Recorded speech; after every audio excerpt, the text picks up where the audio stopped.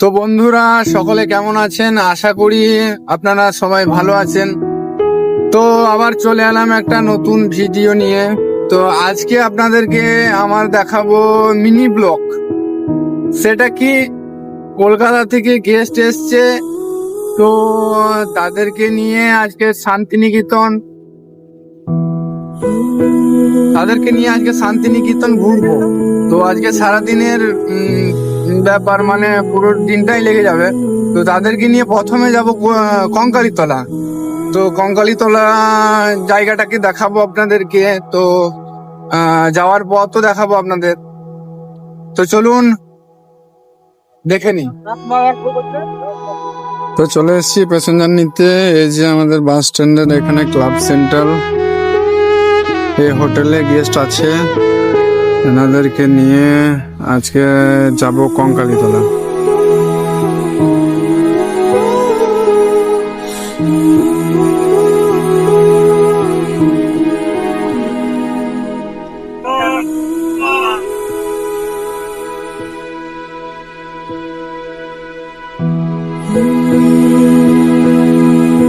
তো বন্ধুরা চলে আসুন শান্তিনিকেতনে ঘুরতে।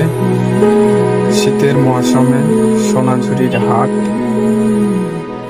আর কোপাই নদীর তীরে খেজুরের গুড়ে বা খেজুরের রস,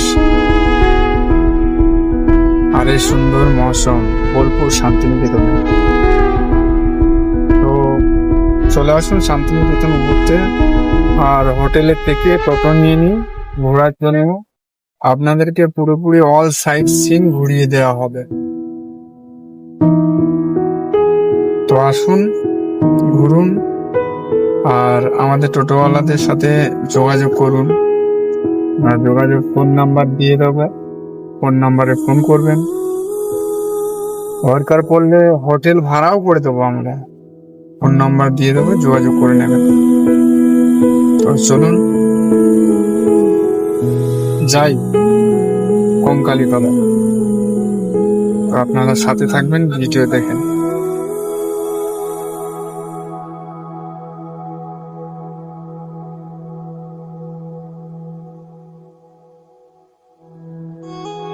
তো চলে এলাম কঙ্কালীতলা যাওয়ার পথে রোডের ধারে খেজুরের রস তো দাদারা খাচ্ছে।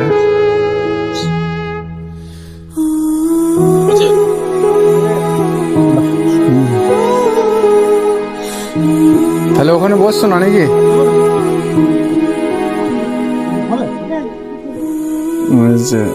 সেই রস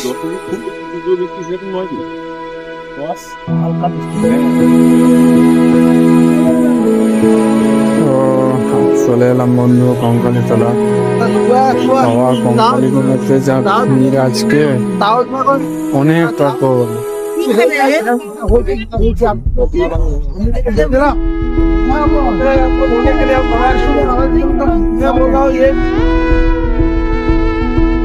তো কঙ্কালীতলা চলে এলাম বোলপুর থেকে প্রায় মোটামুটি 10-11 কিলোমিটার রাস্তা। তো কঙ্কালীতলাতে আজকে বুধবার আছে, তাও অনেক ভিড় আছে। আর কলকাতা থেকে টুরিস্ট আসলে আমাদেরকে কঙ্কালীতলা নিয়ে আসতে হয়, কারণ যেহেতু এটা বলে যে 51টা পীঠ, মানে তারাপীঠ আর যেভাবে বলে সেরকম 51টা পীঠের মধ্যে এটা নাকি বলে একটা পীঠ। তো ওই জন্য অনেক মানুষ আসছে এখানে পুজো দিতে, আমরা নিয়ে আসি। তো কঙ্কালীতলাটা সেরকম আগে এত জমজমাট ভিড় দোকানপাট ছিল না, কিন্তু এখন অনেক দোকান করে দিয়েছে, তো খুব ভালো।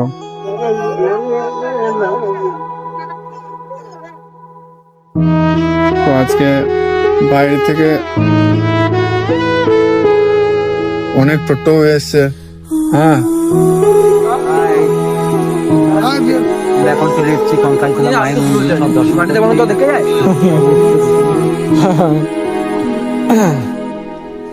তো এই যে একটা শিব মন্দির,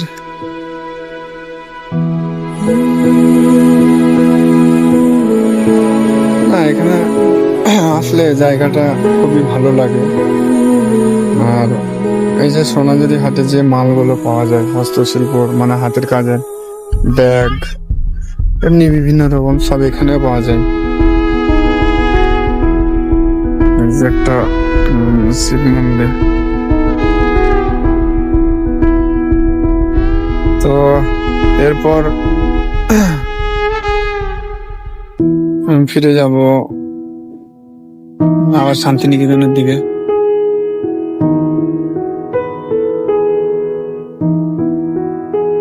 তো কঙ্কালীতলাতে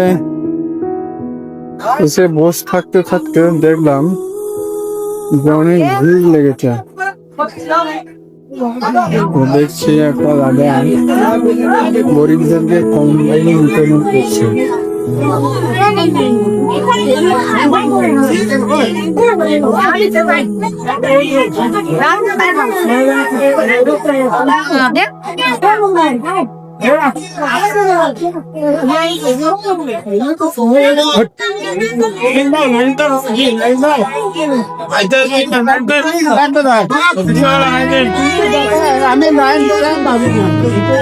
তো কঙ্কালীতলায় এখন একটা দাদা গরিবদেরকে কম্বল বিতরণ করছে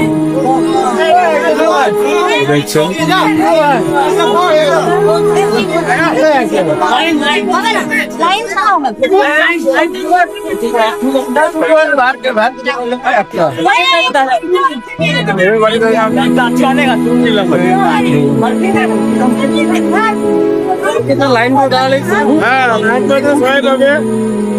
এই এখানে সব লোকজন নাই যে লাইনে দাঁড় করিয়ে ভালো করে দিয়ে দেবে।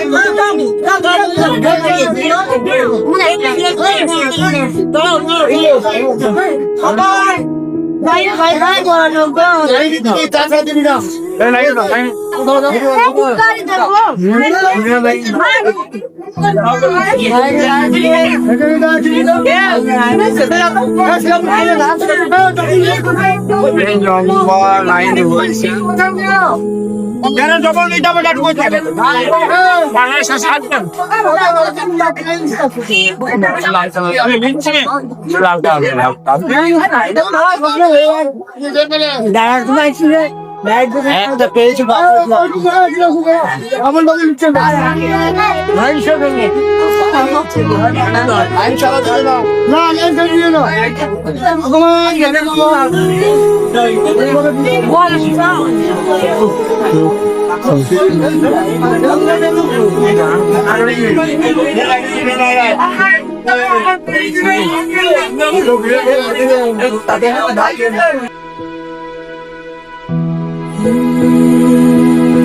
তো চলুন আবার সেই চলে এলাম কোপাই নদী। তো কোপাই নদীর সাইডে মানে পাড়ে একটা ছোট্ট করে হাট বসে। তো চলুন হাটটা দেখেন।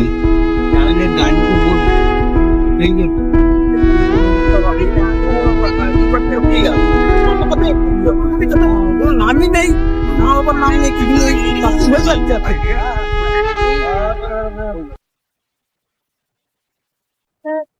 এই যে কোপাই নদীর সাইডে বাঁধের সাইডে একটা বাউল কাকা বাউল গান করছে। তো এই যে সেই কোপাই নদী। আমরা মাথা নেই মাথা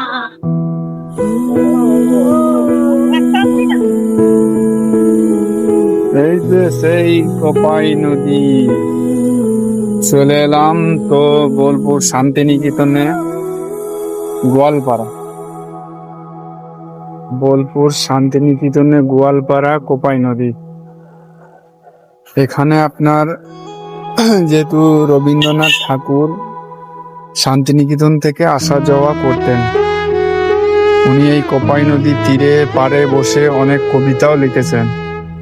তার মধ্যে সব থেকে এই কবিতাটাই বেশি চর্চা হয়, মানে শোনা যায়, সেটা হচ্ছে আমাদের ছোট নদী চলে আঁকে বাঁকে।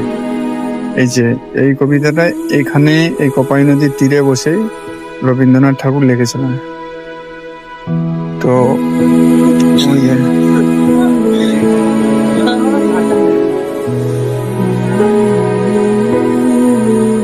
তো ওই জন্য রবীন্দ্রনাথ ঠাকুর কবিতা লিখেছিলেন, এইখানে উনি আসা যাওয়া করতেন বলে। ওই জন্য সবাই এই কোপাই নদীকে ওই রবীন্দ্রনাথ ঠাকুরের জন্যই চেনে বা এখানে ওই জন্যই আসে। তো তেমন কিছু খাস কিছুই নেই, দেখছেন জল একমাত্র বর্ষার সময়ই থাকে, সেরকম জল নেই। তো এই যে ফটো শুট করছে সব। একবার ফুলটাকে একটু করে একটু নামা যাবে, ঠিক আছে? ফুলটা নিয়ে চললো সবাই আর একটা চলো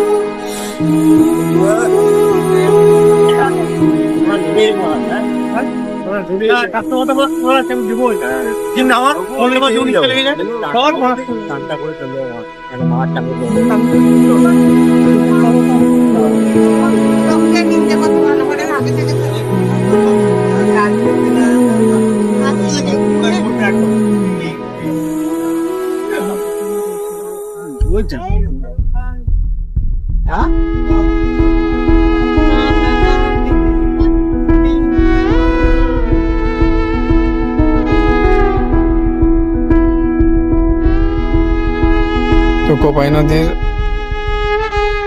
ডান দিক বাঁ দিক, মানে গোয়ালপাড়া রাস্তার ডান দিক বাঁ দিকে দুই দিকেই হাট বসে ছোট্ট করে, এই যে দেখতে পাচ্ছেন।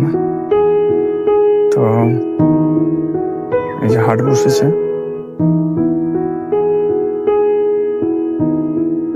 এখানে আপনার কোপাই নদী আসে, অনেকে টুরিস্ট আসে, অনেকে দেখতে আসে, অনেকে আসে না,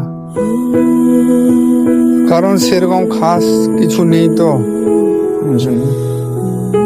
তো চলুন এখান থেকে এবার আমি বেরিয়ে যাব, এবারে যাব সৃজনী শিল্পগ্রাম। ওখানে আমি তো ঢুকতে পাবো না, কিন্তু আমি ঢুকবো না গাড়ি রেখে, তো প্যাসেঞ্জারদেরকে ছেড়ে দেবো, ওনারা ভিতরে যাবে।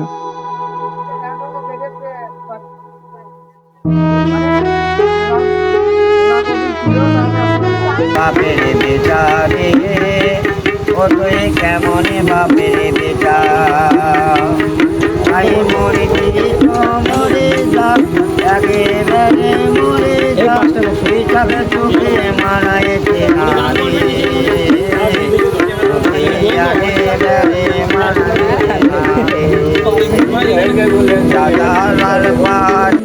তো এবার চলে এলাম সৃজনী শিল্পগ্রাম। তো চলুন আপনাদেরকে সৃজনী শিল্পগ্রামের সামনেরটা দেখাই, কারণ ভিতরে আমি ঢুকতে পাবো না।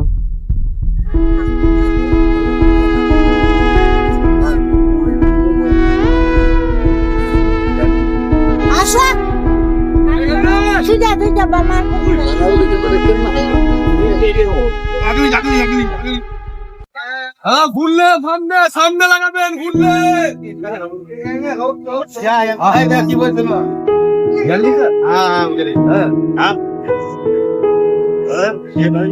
আর ও পারবি তো মানুষের ছেলে ওকে যদি দেয় কাজ করতে পারবি।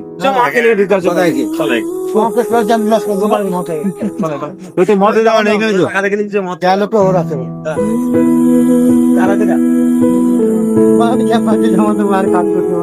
মারা 5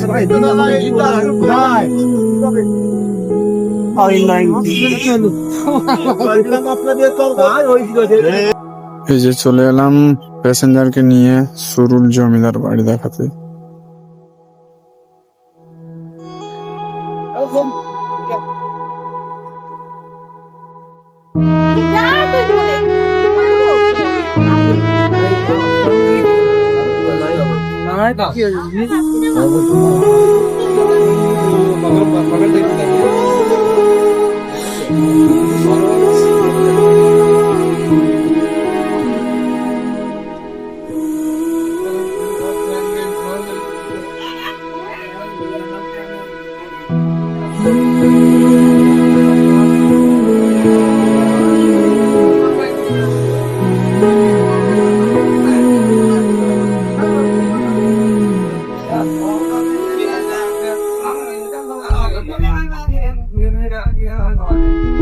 তো আজকে সারাদিন ছোট ছোট ব্লগিং ভিডিও করলাম। তো আমি খুব একটা ভালো ভিডিও বানাতেও পারি না, ভালো গুছিয়ে কথাও বলতে পারি না, আর আমার গলার আওয়াজটাও খুব একটা ভালো নয়। কিন্তু তারপরেও কি করব, ভিডিও বানাচ্ছি। তো চাই যে আপনারা ভিডিও দেখছেন, তো কিছু বলার মধ্যে ভুল ত্রুটি হয়ে থাকে কিছু মনে করবেন না। কারণ দেখুন, আমি বড় কোনো ইউটিউবার নয় যে বড় ইউটিউবার, বা আমি অনেক ভিডিও বানাই, আমার বহুত দিনের এক্সপিরিয়েন্স, মানে বহুত দিন ধরে যে আমি এই কাজটাই করি এরকম কোনো কিছু নয়। এই নতুন হালকা ফুলকা ভিডিও বানাচ্ছি, না ভালোভাবে কথা বলতে পারি, না ভালোভাবে ভিডিও বানাতে পারি, তাও চলে যাচ্ছে আর কি। তো আজকে দেখালাম, আবার দেখা হবে পরে ব্লগিং ভিডিওতে।